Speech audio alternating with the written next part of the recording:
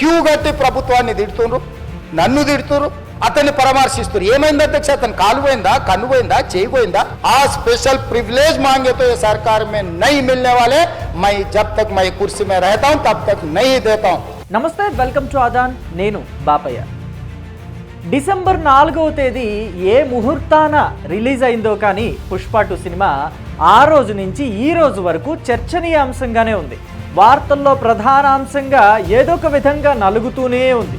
Pushpa 2 cinema release రోజున ఏదైతే సంధ్యా థియేటర్లో ఆ ఇన్సిడెంట్ జరిగిందో అప్పటి నుంచి పుష్ప 2 సినిమా ఎలా ఉన్నప్పటికీ పుష్ప 2 సినిమాకి సంబంధించి ఈ అంశం మీదే ప్రతి ఒక్కరూ మాట్లాడుకుంటున్నారు.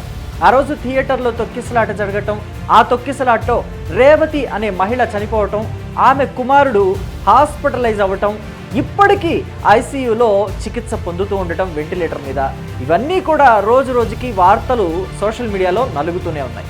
అయితే తాజాగా ఇదే అంశం మీద మన తెలంగాణ అసెంబ్లీలో చర్చ మొదలైంది. ఈ చర్చలో సీఎం రేవంత్ రెడ్డి చాలా సంచలనమైన వ్యాఖ్యలు చేశారు. ఇంతకు ముందు ఏ ముఖ్యమంత్రి ఇటువంటి వ్యాఖ్యలు చేయలేదేమో అని అనిపించేలాంటి వ్యాఖ్యలు చేశారు. అసలు సీఎం రేవంత్ రెడ్డి అసెంబ్లీలో ఈ విషయం మీద ఏమన్నారో ఒక్కసారి మీరే చూడండి. అంటే ఈ సినీ ప్రముఖులు ఒక్క రోజు కోసం పోలీస్ స్టేషన్ పోయిన ఇంటికాడ క్యూ కట్టి ప్రభుత్వాన్ని తిడుతున్నారు, నన్ను తిడుతున్నారు, అతన్ని పరామర్శిస్తున్నారు. ఏమైంది అధ్యక్ష? అతను కాలు పోయిందా, కన్ను పోయిందా, చేయి పోయిందా, ఏమైనా కిడ్నీలు దెబ్బతిన్నా, ఏమైంది?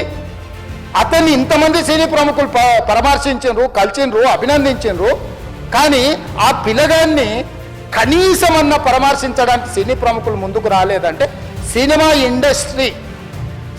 ఇండస్ట్రీలో ఉన్న ప్రముఖులు ఏం ఆలోచన చేస్తుండ్రో, ఏం కోరుకుంటుండ్రో నాకైతే తెలియదు.